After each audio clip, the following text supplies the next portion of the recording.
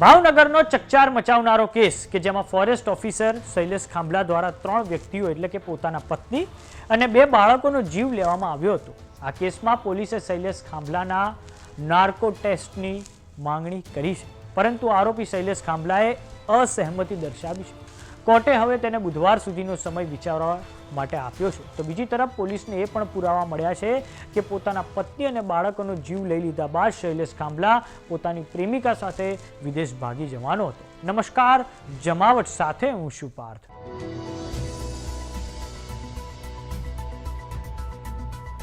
Forest officer Shailesh ખાંભલાના કેસમાં નવો વળાંક આવ્યો છે। ભાવનગરની ભરતનગર પોલીસે આરોપી શૈલેષ ખાંભલાને એડિશનલ સિવિલ જજ પાસે રજૂ કર્યો હતો।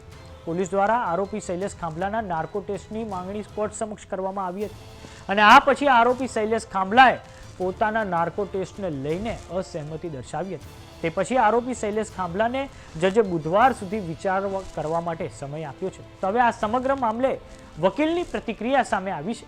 આવો સાંભળીએ તેમણે શું કહ્યું છે।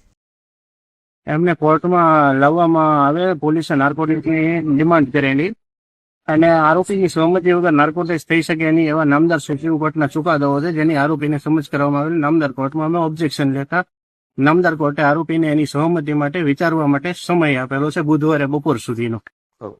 બીજી તરફ શૈલેષ ખાંભલાને લઈને નવો ઘટસ્ફોટ એ થયો છે કે આરોપી પોતાના પત્ની અને બાળકોના જીવ લઈ લીધા બાદ વિદેશ ભાગી જવાનો હતો, તેના પુરાવા પોલીસને મળ્યા છે।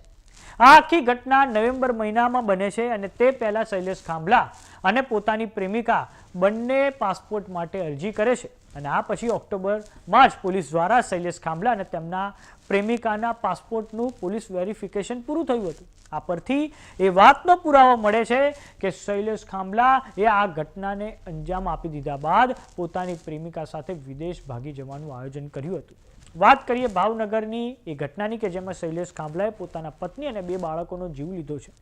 ભાવનગરના તળાજા રોડ પર આવેલા કાચના મંદિર પાસે રહેતા ફોરેસ્ટ અધિકારીનો સંયુક્ત પરિવાર સુરત રહેતો હતો અને થોડાક દિવસો અગાઉ સુરતથી તેમના પત્ની અને 2 બાળકો વેકેશન કરવા ભાવનગર આવ્યા હતા।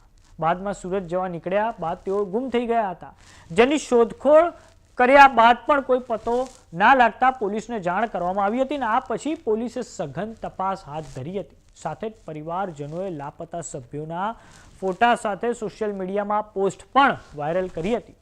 પોલીસે આ બનાવમાં સીસીટીવી ચેક કરીને સંબંધીને ત્યાં શોધખોળ શરૂ કરી હતી અને રવિવારે પોલીસને ફોરેસ્ટ કોલોની નજીકની જમીનમાંથી દુર્ગંધ આવતી હોવાની બાતમી મળી હતી અને આ પછી આ સમગ્ર ઘટનાનો ભાંડો ઉઠ્યો હતો।